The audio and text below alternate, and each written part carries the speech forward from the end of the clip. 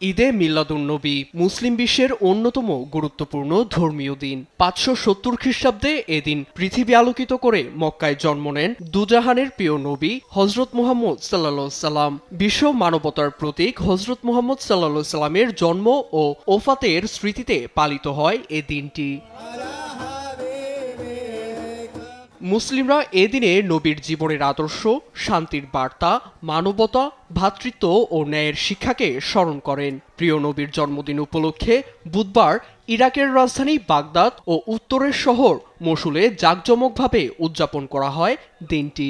বাগদাদের উত্তর পূর্বের আদামিয়া জেলায় ভিড় জমান মুসল্লিরা মোমবাতি জ্বালিয়ে ও ধর্মীয় গান গেয়ে উদযাপন করেন দিনটি। মুহাম্মদ সাল্লাল্লাহু আলাইহি ওয়াসাল্লাম, আমরা আমাদের প্রিয় নবী মুহাম্মদের জন্ম উদযাপন করতে এসেছি।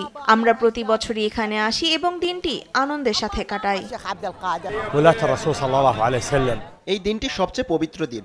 আল্লাহ তাকে শান্তি দান করুক। আমরা প্রতি বছর এই দিনটিতে আবু হানিফা মসজিদে ও শেখ আব্দুল কাদের মাজারে ভিড় করি। আমরা সকলেই রাসূলের আদর্শ ও তার দেখানো পথে চলার চেষ্টা করব। সম্প্রতি মসুলে উদ্বোধন হওয়া আল নুরি মসজিদেও ছিল জাঁকজমকপূর্ণ আয়োজন। উৎসবে বিপুল পরিমাণ মুসল্লি অংশ নেন। 8 বছর পর আবার উদ্বোধন হওয়া এই মসজিদটির প্রথম ঈদে মিলাদুন্নবী এটি। নিউজ ডেস্ক, দেশ টিভি।